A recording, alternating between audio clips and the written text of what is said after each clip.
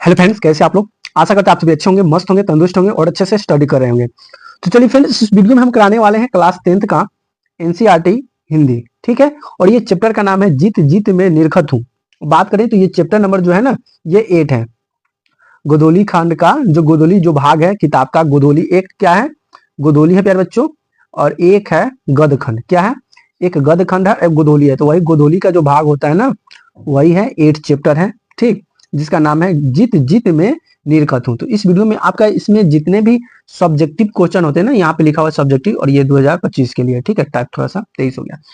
तो ये 2025 के लिए जो आपके एग्जाम होने वाले हैं ना, उस सभी का सिलेबस मैंने करा चुका हूँ। बस थोड़ा सा और बच गया, जो कि मैं कुछ ही दिनों में उसको कंप्लीट करा दूंगा। ठीक है। तो ये आपका जीत जीत में निरखत हूँ, और चैप्टर नंबर कितना है, 8 है। और इसके जितने भी ऑब्जेक्टिव क्वेश्चन होंगे सभी मैं आपको इस वीडियो में हम सॉल्व कराएंगे। ठीक है। तो चलिए पहला क्वेश्चन यहाँ से देखते हैं। पहले बच्चों क्या करा है कि लखनऊ और रामपुर में बिरजू महाराज का क्या संबंध है। मतलब लखनऊ और रामपुर, ये दोनों का जो जगह है, बिरजू बिरजू महाराज का, ये दोनों बीच में संबंध क्या है, कैसा दोनों का रिश्ता है इस जगह से। तो देखिए बिरजू लखनऊ बिरजू महाराज का जन्म स्थान है। लखनऊ में बिरजू महाराज का क्या हुआ था, जन्म हुआ था। जबकि रामपुर में उन्होंने नृत्य कला का आरंभ किया था, कि रामपुर में जाकर और वो डांस सीखे थे। इसके साथ उनके पिता रामपुर में 22 साल तक नौकरी भी किए थे। तो बाकी अब मान लेते हैं, समझ लीजिए कि कोई बिहार से है, कोई जाके यूपी में बस गया। तो यूपी में बसा कैसे, यूपी में कोई उसका रहा खानदानी, या कोई उसके माता पिता रहते होंगे। तो यहाँ जन्म हो गया बिहार में, उसके माता पिता यूपी में रहे, तो वो जाकर यूपी में बस गया। फिर यूपी के बाद क्या हुआ कि यूपी से फिर दूसरे जगह वो चला गया सीखने के लिए, यानी कि कुछ पढ़ाई करने के लिए। तो वहां पे वो जाकर सेटल हो गया, तो वो संबंध दोनों का अलग अलग हो गया। ठीक है। उसी तरह से लखनऊ और रामपुर के बीच बिरजू का संबंध था। तो लखनऊ में बिरजू का जन्म स्थान था, जबकि रामपुर में उन्होंने नृत्य कला का आरंभ किया था। उसके पिताजी रामपुर में 22 साल तक नौकरी भी की थी। उनके पिताजी जहां नौकरी करते थे वहां पे वो उनको रहना पड़ता था, इसलिए वहां पे 22 साल नौकरी किए। तो रामपुर वहां पे रहकर और नृत्य कला भी बिरजू महाराज जी सीख गए। ठीक। चलिए दूसरा क्वेश्चन करा कि रामपुर में नवाब की नौकरी छूटने पर, मतलब नवाब की नौकरी छूटने पर हनुमान जी को प्रसाद क्यों चढ़ाया। मतलब रामपुर में जब नवाब की नौकरी छूट जाती है तो उन्होंने हनुमान जी को प्रसाद क्यों चढ़ाता है। तो देखिए बिरजू महाराज के पिता 22 सालों नवाब की नौकरी कर रहे थे। अब नवाब की नौकरी जो बड़े लोग थे, और उनको मन उब चुका था, वह नौकरी स्वयं छोड़ना चाहते थे। जब नवाब ने नौकरी से निकाल दिया तो खुश होकर उन्होंने हनुमान जी की लड्डू चढ़ाया। अब यहाँ पे बात आता है कि जो बिरजू के जो पिताजी थे ना, बहुत साल तक ये नौकरी कर रहे थे, और ये सोच रहे थे कि हम इस नौकरी को छोड़ दूं, अब मन नहीं लगता, लेकिन वहां पे छोड़ नहीं सकते थे, उनको नहीं छोड़ने दिया जाता। तब क्या हुआ कि नवाब जो था ना, उसी को नौकरी से निकाल दिया। और जब नौकरी से निकाल दिया तो खुश हो गए कि चलो अब नौकरी से इसको भी निकाल दिया, अब हम भी नौकरी से निकल जाएंगे। तो तब तक खुश होकर वो प्रसाद चढ़ा देते हैं किसको, हनुमान जी को। हम लोग भी चढ़ाते हैं ना जी। चलिए क्वेश्चन नंबर तीसरा क्या करें प्यारे बच्चों की, नृत्य की शिक्षा के लिए सबसे पहले बिरजू महाराज की संस्था से जुड़े और वहां किनके संपर्क में आए। मतलब बिरजू महाराज जी जो है वह नृत्य की शिक्षा के लिए सबसे पहले कहाँ जाते हैं, किससे जुड़ते हैं, और उनके संपर्क में कौन आता है। तो सबसे पहले प्यारे बच्चों बात करते हैं नृत्य शिक्षा के लिए। पहले पहल बिरजू महाराज इन हिंदुस्तानी डांस म्यूजियम से जुड़े। मतलब एक डांस, जैसे कि अभी क्या होता है, सारेगामा होता है, डांस इंडिया डांस, इस तरह का जो म्यूजिशियम जो चलता है ना, वहाँ पे जो बच्चे होते हैं जो कला दिखाते हैं, जो अच्छे होते हैं ना, तो उसको क्या किया जाता है, चयनित किया जाता है, फिर उसे अगले लेवल पर लगा खेला जाता है, फिर बच्चा आगे मुझे बढ़ते चला जाता है। ठीक है। उसी तरह से ये सबसे पहले कौन सा, इंडियन डांस म्यूजिक से जुड़े। इस संस्था में बिरजू महाराज का कपिलाजी, लीलाजी, कृपलानी आदि से संपर्क में आया। तो देखिए इस क्वेश्चन को ना आप ध्यान से बढ़िया से इसको पढ़ लीजिए, समझ लीजिए, ऑब्जेक्टिव में इस क्वेश्चन पर बनेगा। ऑब्जेक्टिव में कैसे क्वेश्चन बनेगा, तो बिरजू महाराज जी कौन से म्यूजियम डांस से जुड़े, तो हिंदुस्तानी से। बिरजू महाराज संस्था में किससे मुलाकात हुई, तो कपिला जी, लीला जी आदि से संपर्क हुआ। इस तरह का ऑब्जेक्टिव क्वेश्चन भी आ सकते हैं, इसलिए इसको अगर बढ़िया से पढ़ लेते हैं ना, याद कर लेते हैं, तो ऑब्जेक्टिव क्वेश्चन यहाँ से खुद बनने लगेंगे। ठीक है प्यारे बच्चों। अगला बात करते हैं कि किनके साथ नाचते हुए बिरजू महाराज ने पहली बार प्रथम पुरस्कार पाई थी। ये भी एक क्वेश्चन आ गया। अब सीधे पूछेगा कि सबसे पहली बार पुरस्कार कब मिला था, ऐसे भी पूछा जाएगा, या ऐसे पूछा जाएगा बिरजू महाराज जी पहली बार डांस में पुरस्कार कब मिला, ऐसे भी पूछा जाएगा। ठीक है। तो कलकत्ता में पिता और चाचा के साथ नाचते हुए पहली बार प्रथम पुरस्कार मिला था। जैसे कि बच्चे होते हैं ना, बच्चे में सब डांस बढ़िया भी कर लेते हैं, अच्छा भी लगता है, इसलिए ये जब गए अपने पिताजी के साथ तो डांस करने, तो इनको सबसे पहले वहीं पे अपने बिरजू महाराज अपने कपिला जी और लीला कृपाली आदि, सॉरी, अपने चाचा के साथ नाचते हुए, मतलब पहली बार अपने पिता और चाचा के साथ जब नाचने गए ना स्टेज पे, तो वहां पे उनको पुरस्कार मिलता है। ठीक है। क्वेश्चन नंबर 5 क्या कर रहा है बच्चों, क्वेश्चन नंबर 5 क्या रहा है कि बिरजू महाराज के गुरु कौन थे, उनके संक्षिप्त में परिचय दीजिए। मतलब छोटा ही में परिचय देना है कि बिरजू महाराज के पिताजी कौन थे। तो प्यारे बच्चों माने तो उन्होंने स्वयं कहा, बिरजू के महाराज अपने पिता के गुरु स्वयं मानते हैं। उन्हें स्वयं कहा कि शर्मिंदगी तो बाबू जी का है, बिरजू महाराज तो नृत्य का अभ्यास पिताजी से ही सीखा था। उसने पिता रायगढ़, पटियाला, रामपुर रियासतों में काम कर चुके थे। रामपुर में 22 साल तक नौकरी की और वे अपने स्वयं से प्रसिद्ध कलाकार थे। तो वही बता रहे हैं कि मेरे जो बिरजू महाराज जो है अपने पिताजी को ही मानते हैं, क्योंकि पिताजी तो खुद दूसरे को सिखाते हैं, खुद बताते हैं, तो हम दूसरे को गुरु क्यों बताएं। यानी कि वो अपने पिताजी को गुरु मानता है, क्योंकि स्वयं वह सर्विंग तो बाबूजी का ही है, मतलब बाबूजी सिखाते नहीं, क्योंकि बाबूजी को तो भाई इधर से उधर जाना रहता था, तो वह नृत्य का अभ्यास पिताजी से ही सीखा था। पिताजी बताते थे कि कैसे करना है, तो गुरु जो है अपने पिताजी को ही गुरु मानते हैं। ठीक है। अगला है छठा नंबर क्वेश्चन, प्यारे बच्चों, कि बिरजू महाराज ने नृत्य की शिक्षा किसे और कब देना शुरू किया। अब तो ये पिताजी से नृत्य सीख लिए, अब बहुत कुछ कर लिए। अब सीखने के बाद बिरजू महाराज जी अब किसको शिक्षा देने लगे, किसको सबसे पहले पढ़ाने लगे।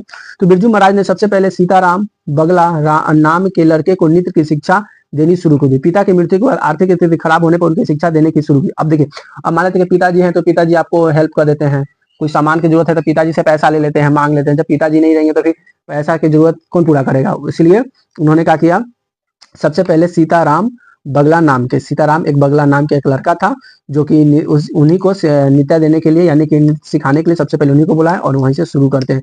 क्यों करते हैं, क्योंकि उनकी आर्थिक स्थिति सही नहीं रहती है, जिसके पैसे की प्रॉब्लम हो जाती है। ठीक है, तो शुरू करते हैं। चलिए फिर बच्चों क्वेश्चन नंबर 7 देख लीजिए। क्वेश्चन नंबर 7 क्या करा है कि बिरजू महाराज के जीवन में सबसे दुखद समय कब आया था और उसमें संबंधित प्रसंगों का वर्णन कीजिए। मतलब जो बिरजू महाराज है उनके समय काल में सबसे दुखी घड़ी समय कब आया, वो कब ऐसा समय था जो बिरजू महाराज को दुखद का सामना करना पड़ा। तो प्यारे बच्चों बात करते हैं बिरजू महाराज के जीवन में सबसे दुखद समय तब आया जब उनके पिताजी की मृत्यु हुई। सबसे बड़ा दुखद वही समय होता है जिसके माथा पर, यानी कि जो साया होता है ना, वही साया खत्म हो जाए। उस समय आयु मात्र 11 साल की थी। अब सोच लीजिए, जो 11 साल का बच्चा, जो जिसको कुछ अभी न कमाने का न तौर तरीका पता हो, उसके पिताजी मर जाए, उसके घर परिवार चलाने का सक्षम न हो, तो उसके ऊपर क्या बीतती है।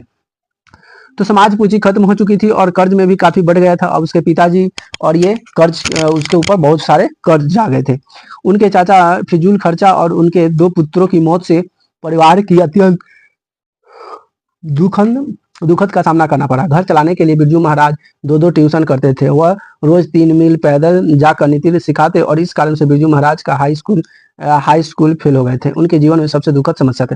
देखिए ऑटोमेटिक क्या बात होता है ना प्यारे बच्चों, कि गांव समाज में जो बच्चे होते हैं ना पढ़ने वाले, थोड़ा मिडिल फैमिली के आते हैं, थोड़ा सा गरीब परिवार से आते हैं, तो उनकी उतनी आर्थिक स्थिति अच्छी भी नहीं रहती है कि वह खुद अच्छे पढ़ाई कर पाए, कहीं पे जा पाए। तो इन्होंने जब मैट्रिक की पढ़ाई कर रही थी ना, अब देखिए 11 साल के थे, उनके पिताजी मर गए। पिताजी के मरने के बाद अब पूरा जो काम संभालना और फिजूल का खर्च, ये दोनों तो इन्हीं पर पड़ गया। अब ये घर परिवार चलाते कैसे, तो चलाने के लिए तो भाई अब क्या किए, गांव में ट्यूशन पढ़ाते हैं। ठीक है, तो ट्यूशन पढ़ाते हैं और वही ट्यूशन से अपनी जो पैसा आती है उस अपनी रोज, इसके वजह से वो क्या करते हैं, मैट्रिक एग्जाम यानी कि जो हाई स्कूल का जो एग्जाम होता है उसमें भी वो फेल हो जाते हैं। तो जीवन में सबसे तो दुखद समय था ना, कि पेट पालने के लिए पढ़ाई कम करना, पढ़ाई नहीं करना, और पढ़ाई नहीं करना तो फेल हो जाना। ऐसी दुखद समस्या होती है गांव समाज के ऐसे बच्चों के साथ। जैसे कि अगला क्वेश्चन क्या करा प्यारे बच्चों, कि शंभू महाराज के साथ बिरजू महाराज के संबंध पर प्रकाश डालिए। मतलब बिरजू महाराज के साथ साथ जो है ना, आप सॉरी शंभू महाराज के साथ साथ बिरजू की भी बताइए कि उसके साथ क्या संबंध था। तो प्यारे बच्चों बात करें तो बिरजू महाराज के पिता के समय दोनों का चूल्हा अलग था। चूल्हा मतलब जो खाना वाना बनता है ना, अलग अलग था, यानी कि चाचा थे। शंभू महाराज नशा करने के शौकीन थे और नशे की हालत में परिवार वालों को गालियां देते। इस तरह से बिरजू महाराज के साथ शंभू महाराज के संबंध अच्छे नहीं थे। अब बिरजू महाराज के पिताजी तो मर गए, लेकिन उनके जो चाचा जी जो थे शंभू महाराज, अब वो तो साथ में थे ही, रहते ही थे, लेकिन उनके शंभू जो है महाराज नशा करते थे, दारू पीते थे। दारू पी के आने के बाद घर पे सबको गाली देते थे, और जिससे वजह से शंभू को अच्छा थी, बिरजू को अच्छा नहीं लगता था। इसीलिए बिरजू और महाराज का संबंध इसी तरह से अच्छे नहीं थे, हम कह सकते हैं। अगला है क्वेश्चन नंबर 9 की कलकत्ते के दर्शन के प्रशंसन और बिरजू महाराज के जीवन पर क्या प्रभाव पड़ा। तो कलकत्ता के दर्शन से प्रशंसा बिरजू महाराज के नेतृत्व जीवन का अत्यंत प्रभाव पड़ी।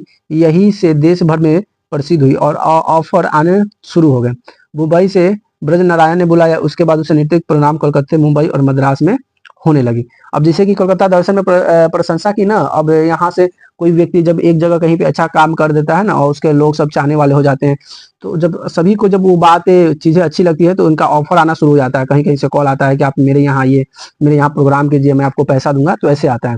कभी कभी टीचरों के साथ भी ऐसा होता है, टीचर पढ़ाता है, अगर फेमस हो जाता है, अच्छे लेवल पे आ जाता है, तो उसको सब पैसा देकर खरीदने की भी कोशिश करता है कि आप मेरे संस्था में आके पढ़ाइए, मैं आपको इतना पैसा दूंगा, आपको इतना घंटा काम करूंगा। तो इस तरह का भी होता है, हर क्षेत्र में होता है। ठीक है, जैसे कि खान सर को भी बुलाया गया था एक बार, क्या करोड़ों रुपया दिया गया था, मतलब दिया जा रहा था कि आइए मेरे संस्था में आप पढ़ाइए, आपको हम करोड़ों रुपया देंगे। तो खान सर कहा कि नहीं, आप करोड़ रुपया अगर हमको खरीद लीजिएगा तो आप बच्चों को आप जीने नहीं दीजिएगा। आप हमको जब करोड़ रुपया हमको दीजिएगा तो आप बच्चा के तो डिमांड आप बढ़ा दीजिएगा ना, बच्चों से फीस ज्यादा लीजिएगा तभी तो हमको करोड़ रुपया दीजिएगा। इसलिए खान सर उनको ठुकरा दिए थे और कहे कि थे नहीं, हमको करोड़ रुपया की जरूरत नहीं है। तो ऐसे ही ऑफर हर क्षेत्र में हर चीज में आता है। अब कोई बिक जाता है तो कोई खिल जाता है। ठीक, अगला बात करते हैं क्वेश्चन नंबर 10 प्यारे बच्चों की, संगीत भारती में बिरजू महाराज की दिनचर्या क्या थी। मतलब संगीत भारती में जो बिरजू महाराज का उसका क्या दिनचर्या था, कैसे क्या करते थे। तो संगीत भारती में बिरजू महाराज साइकिल के समय साइकिल से समय पर जाते और दरियागंज के अपने घर वापस आते।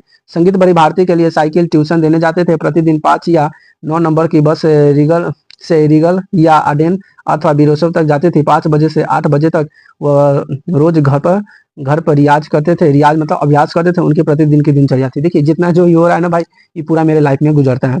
ठीक है, ये बिरजू महाराज जी, फर्क इतना है कि बिरजू महाराज जी ट्यूशन देने जाते थे म्यूजिक का, और हम ट्यूशन देने जाते हैं बच्चों का पढ़ाने। यार मेरी अपनी लाइफ सुनाएंगे ना तो मत पूछिए यार, मेरी लाइफ कितनी बड़ी कष्टदायक होता है, लेकिन एक दिन आपको हम अपनी लाइफ का स्टोरी जरूर सुनाएंगे। ठीक, तो वही बिरजू महाराज जी ट्यूशन पढ़ाते हैं और प्रतिदिन 5 या 9 नंबर की बस से रिगली अडेन अथवा रिवेल्स तक जाते थे और 5 बजे से 8 बजे तक वह रोज घर लाते। लेकिन मेरा बात है कि हम भी 8 से 9 बजे तक घर चलाते हैं।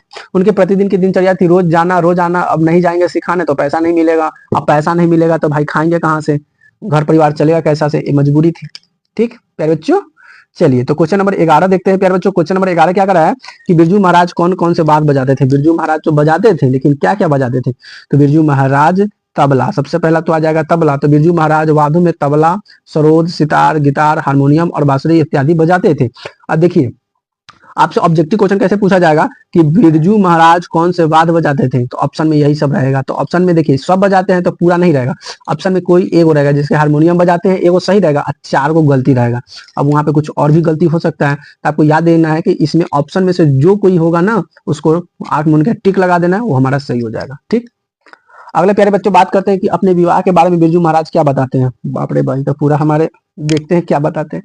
तो देखिए बिरजू महाराज जो है ना अपने ब्याह के बारे में बताते हैं कि जब मैं 18 साल का था तो अम्मा ने न चाहते हुए मेरी शादी कर दी। न चाहते हुए कहने का मतलब ये है कि 18 वर्ष का उम्र था और बिरजू महाराज शादी करना नहीं चाहते थे, लेकिन उसकी मम्मी जो थी, माँ थी, कही कि नहीं भाई अब शादी ब्याह कर लो, घर परिवार चलाने के लिए और देख रेख करने के लिए भाई तो एक चाहिए घर में, और माँ सब दिन तो माँ नहीं करेगी ना। तो इसीलिए न चाहते हुए, मतलब बिरजू का मन नहीं था, फिर भी वह शादी करा दी। बिरजू महाराज इस बहुत बड़ी गलती मानते थे। वह चाहते थे कि पहले काम कर ले फिर शादी कर ले। बाप रे, जितने भी हुआ ना मेरे जैसा मैं सोचता हूँ वैसा ही आ रहा है। तो देखिए अब सेम बात हो रहा है। तो बिरजू महाराज चाहते थे कि नहीं शादी करना कोई बड़ी बात नहीं है, शादी तो कर लेंगे, शादी करने के बाद घर परिवार कैसे चलेगा, कमाएंगे नहीं तो वो सोचते थे बिरजू महाराज जी कि पहले मैं उस लायक कमा लूं, पैसा रख लूं, फिर मैं शादी करूंगा। लेकिन माँ कहती थी कि पहले कर ले फिर अपन कमाते रहना, करते रहना। तो बिरजू महाराज को बाकी माँ की बात माननी पड़ी और शादी कर लिया। अगला आता है 13 नंबर क्वेश्चन प्यारे बच्चों कि बिरजू महाराज ने अपने शर्मिंदगी के बारे में क्या राय है, मतलब सॉरी सादिगो के बारे में। तो देखिए अपनी सादिगो में रसीम वाजपेयी का नाम लेते हैं, जिसे तरक्की के अच्छे खानदान में शास्त्री हैं। विदेश विषयों में वैरोनिक और के बारे में बताते हैं कि वह तरक्की कर रहे हैं।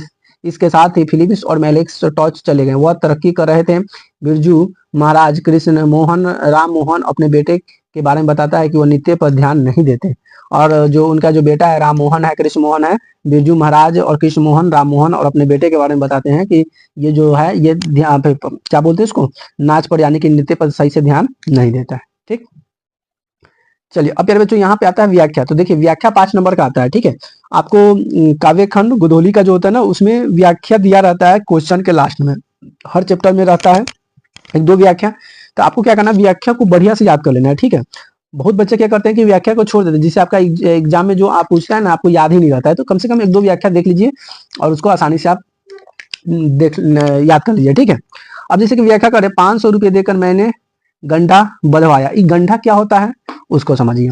तो प्रस्तुत पंक्ति हमारी पाठ्य पुस्तक गोधोली भाग 2 में संकलित जीत जीत में निर्गत हूँ नामक पाठ अवशिष्ट से इसकी संपादिका रश्मि वाजपेयी द्वारा किया गया है।